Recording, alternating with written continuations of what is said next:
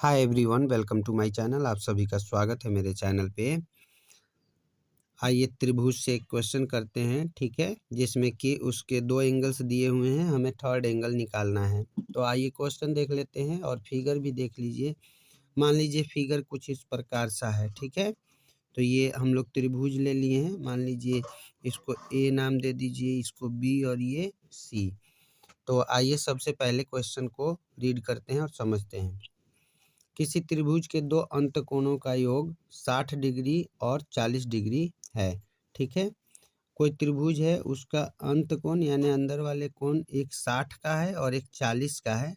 तो कह रहे हैं तीसरा अंत कोण क्या होगा। तो तीसरे अंत कोण को हमें निकालना है, यानी थर्ड एंगल हमें निकालना है, ठीक है। तो आइए सॉल्यूशन शुरू करते हैं।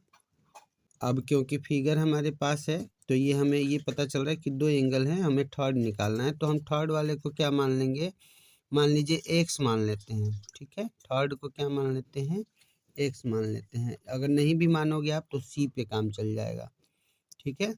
माना तीसरा अंत कोण एक्स है, ठीक है। हमने मान लिया कि तीसरा अंत कोण कितना है, एक्स है। इसकी वैल्यू हम लोग एक्स मान लिए हैं। तो अब हमें पता है कि त्रिभुज के तीनों कोणों का योग 180 होता है, ठीक है। तो हम लोग क्या करेंगे, सभी को सीरीज में लगाएंगे, यानी सबको जोड़ देंगे, सभी एंगल्स को। Degree plus 60 degree plus x is equal to हो जाएगा अपना 180 डिग्री, ठीक है। ये क्यों होता है, एंगल सम प्रॉपर्टी होती है, यानी त्रिभुज के तीनों कोणों का योग 180 होता है। तो यहाँ लिख देंगे, रीजन लिखना बहुत ज़रूरी है कि त्रिभुज के तीनों कोणों का योग 180 डिग्री होता है, ठीक है। 180 क्या है, त्रिभुज के तीनों कोणों का योग है।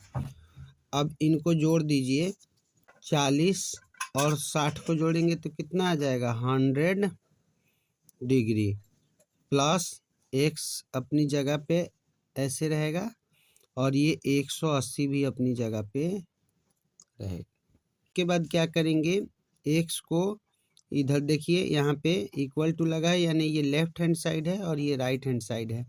तो अब संख्या संख्या एक तरफ कर देंगे और एक्स या वाई जो कुछ भी आपने माना है वो हम लोग एक तरफ रखेंगे। तो हमारा एक्स है तो एक्स हमारा इधर रह जाएगा और 180 अपनी जगह पे, और इसको मूव करेंगे इधर 100 को, तो ये प्लस का है तो इधर आके कितना हो जाएगा, माइनस का हो जाएगा, ठीक है। अब ये डिग्री सब में आपका रहेगा।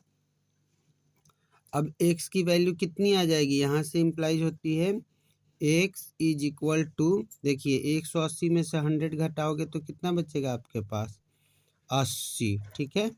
तो 80 डिग्री, यानी जो तीसरा कोण है वो कितना आ गया, हमने क्या माना था, x माना था, तो x की वैल्यू कितनी आ गई, 80 डिग्री। तो यही आपका आंसर है। मुझे उम्मीद है कि ये बहुत ही अच्छी तरीके से आप सभी को समझ में आया होगा। Okay, thank you very much.